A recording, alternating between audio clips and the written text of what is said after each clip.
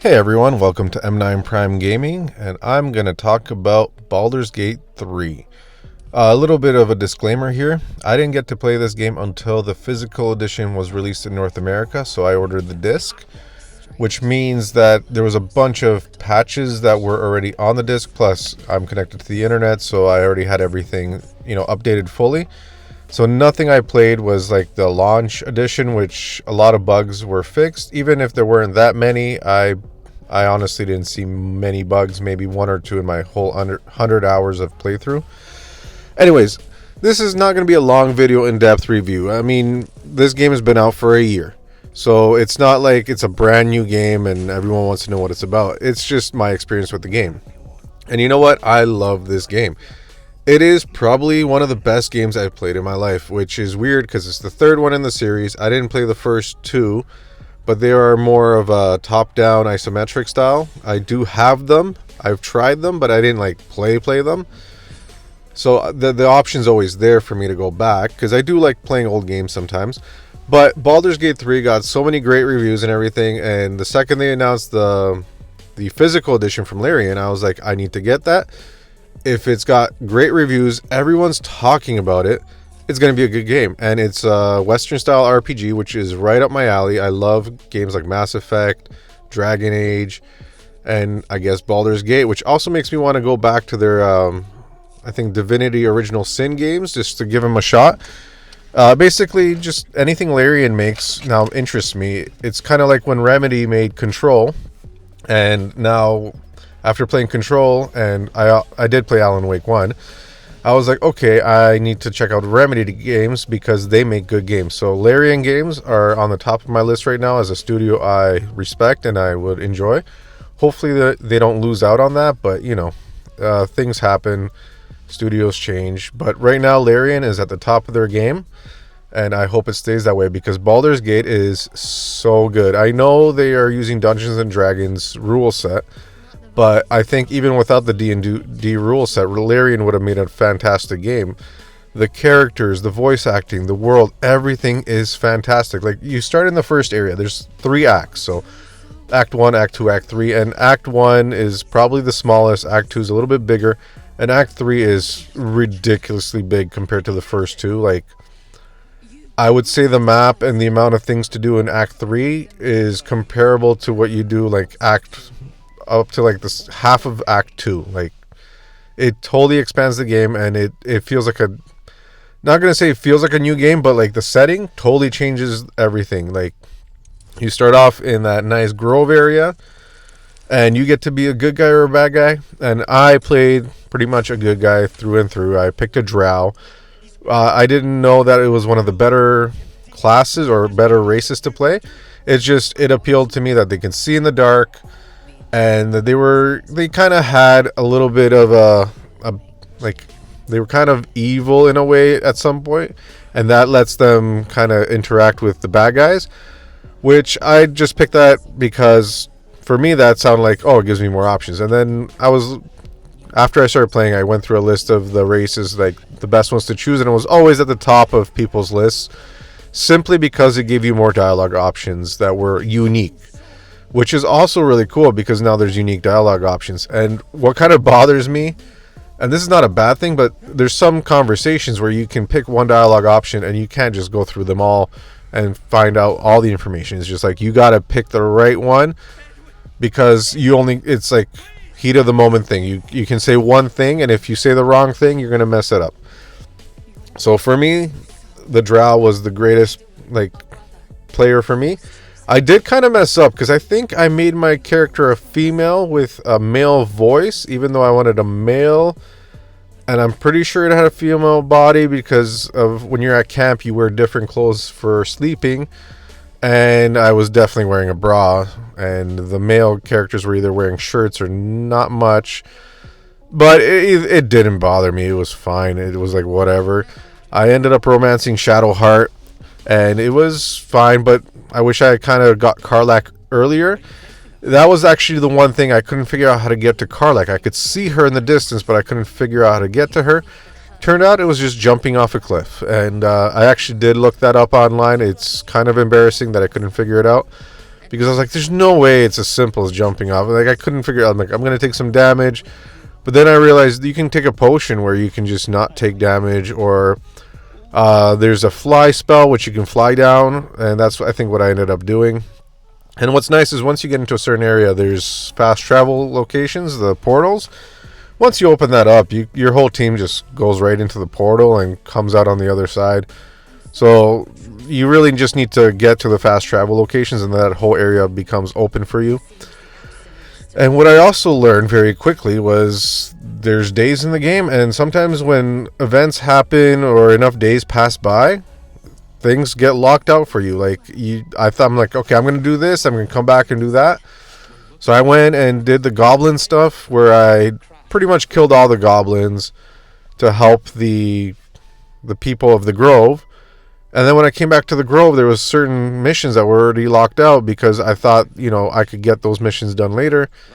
And too much time has passed, or the events basically made the time go forward and locked me out of those events, which, you know what? I learned very quickly, so I only did stuff I really wanted to do. And what I really liked about this game, and this is really what I thought was fantastic, is it rewards you for exploration. Yes, it gives you a little point where you have to go for your main mission, but you go off the beaten path, you look there, you could get to stuff that was not even on your radar and find new story stuff, and the game accounts for all this. The best one, the one that really stood out for me is... This is in Act 3. I went to the bank. And I'm like, oh, this building looks interesting. I was just walking by. I'm like, oh, this looks interesting. There's guards outside. And somehow I talked my way into letting them let me in the bank. I didn't have to sneak in. No one told me to go there. But it was like a dialogue option where it's like, like you learn something from talking to one character and you use that to get past another character. And then I went and did the big fight in the bottom, and I had Asterion with all his lock picking skills, and I opened up all the vaults, I opened up all the doors, went all through it. That's the first time I met Minsk, and I didn't have Jahira at the time because those two are a pair, but I was like, oh, he's a bad guy. I thought he was a good guy, and I was like, okay, whatever. I went down there, we had the big fight, and then I saved the bank manager guy. And he's like, oh, did these thieves send you to help me, or whoever? And I'm like, no, I was just down here on my own. He's like, oh, okay. And then I proceeded to rob every private vault, and he's like, well, please just whatever. He was like, don't do that, but you're going to do it anyways, and you saved my life, so I'm not going to get mad at you for it. But it was a cool thing where I'm like, I didn't mean to, but I skipped, I guess, a part of the story. I did something that I was not told to do. And then when I went to the original character that was going to give me that mission, all I had to do was tell her, oh, I already did that. And she's like, oh, you're a go-getter. It takes it really looks at the whole picture, and whatever you do affects everything, and it takes into account that you've done it. You're not locked out of certain things. Well, yes, there's certain parts you're locked out, but you're not locked out of certain things because there's, an imaginary wall. If you can figure out how to get there, you can figure out how to open stuff. You're gonna get parts of the story. If you play this game once, you might be able to. I'm not gonna say cheat, but you could probably get through a lot of dialogue and just hurry up the story as much as you want, because oh, there's a hidden switch behind this painting, and you can go up and pick up that painting, and that switch is always going to be there. So playing it for the first time without a guide or anything is probably the way I would recommend to do it, because there's just so much discovery and it's so much fun. I won't be playing this game again anytime soon, because my first playthrough was 100 hours, 102 hours I think is what the PlayStation said. In-game clock was, I think, at 91. I did a little bit of save scumming, which probably added a couple hours. I know there was one big fight I did, and then my main character died, and I could not for the life of me figure out how to resurrect them. And then once I did figure out how to resurrect them, I couldn't figure out what I had equipped, and basically everything got unequipped because they died. And I was like, you know what? I'm just going to reload. It was 45 minutes of my time. I was like, let's just reload the story, skip that fight, It's an optional thing. I don't know if I even wanted to fight that. Like, I didn't know if I had to. And I was like, whatever. I'm just going to skip it, go on to the next part of the story, and explore some more on the other side of the map. And of course, all of these playthroughs, if you want to see, I actually have, if you go to my live section of this channel, from the start of the game all the way up to the end, including all my saves coming, it's there. I've played the whole game on stream. There's no talking from me. It's just gameplay. I had the mic off, just me playing. You're going to see the times where I put down the controller to like go take my dog outside or go move laundry around. But it's the full gameplay that I did. And I think if you really are interested in what I'm talking about, it's all there. All 102 hours are there for your watching pleasure. And I know that's a lot, but it's if you're very curious about certain things. The longer play sessions were the ones where I had way more story stuff done.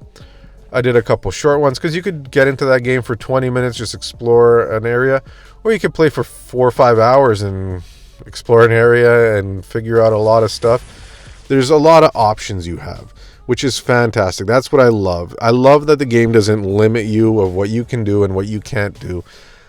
That's what makes this game so great. It's whatever you want to do. I haven't played a game like that in a while where there's no golden path. You make your own golden path, and that is the best part of this game. Like, yeah, there's certain missions you can go into your quest log and see what you want to do, but you do it the way you want to do. You find your own team. And you know what? You could miss characters. You could kill characters that are on your team. So, like, I ended up romancing Shadowheart, but if I met Karlach a little bit earlier, I think that's who I would have went with the romance option, because Karlach is probably my favorite character in my party. She was in my party almost all the time. Asterion was almost in my party the whole time. There's a couple of times where I switched out Asterion just because I wanted someone else for a certain story part, like Jaheira a couple times. And again, Jaheira you can miss too. And in the second act, there was this one part where you have to help Halsin to get one of the boys from the portal. And that took me about 2 or 3 tries. I just, I had to save scum a little bit because I wanted the good path. Because it was very easy to fail and become on the bad path. Same thing with the Night Song or the one of the girls being kidnapped in the second part. Very easy to get her kidnapped. Like, I was doing very good. First time I played through, I was doing the fight. I was winning. I was kicking butt. And then one guy just came up to the girl they're trying to kidnap and took her away. I didn't realize that all they had to do was pretty much get to her and they would be able to succeed in their plan.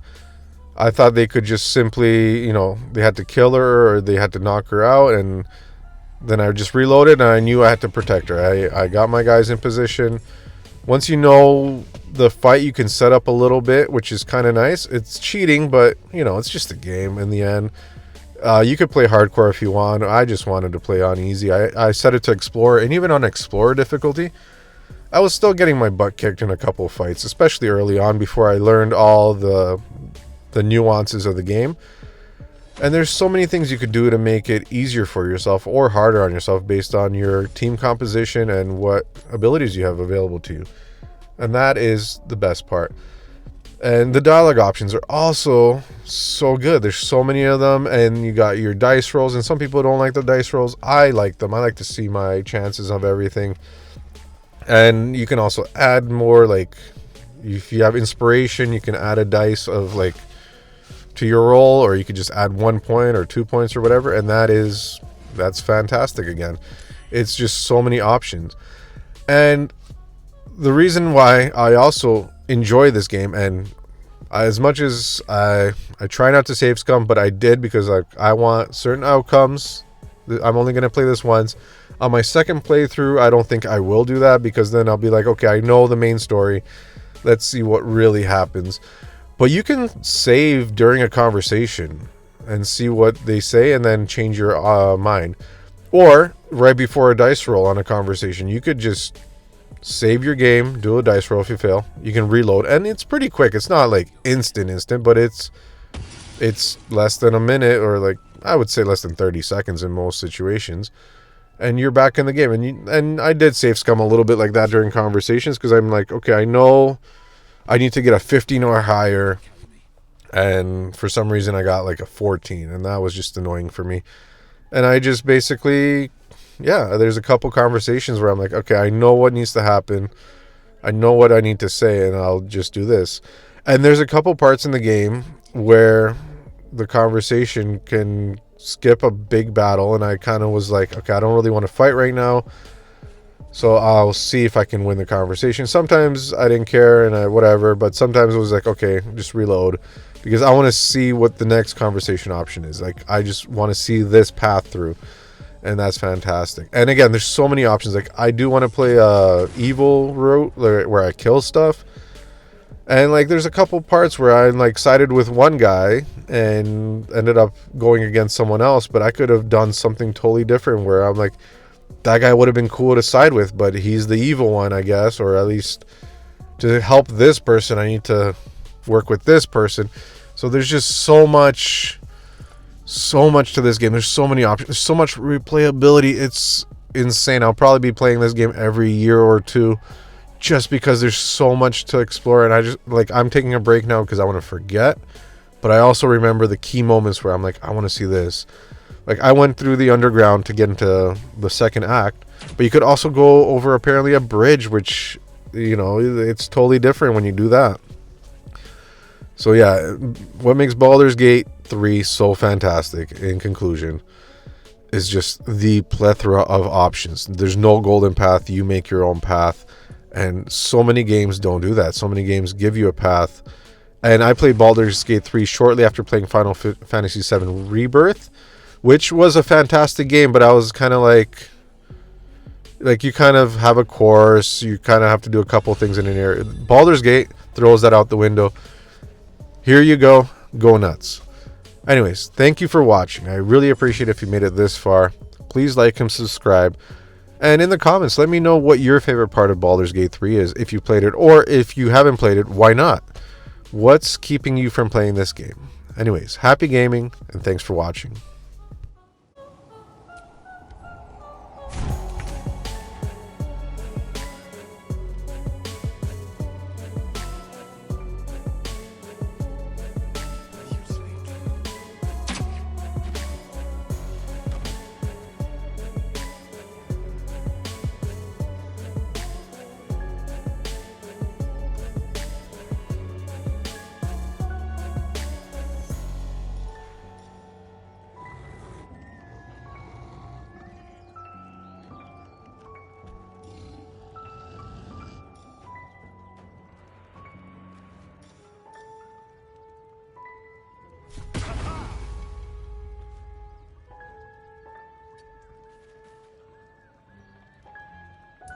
Well, so much for peace.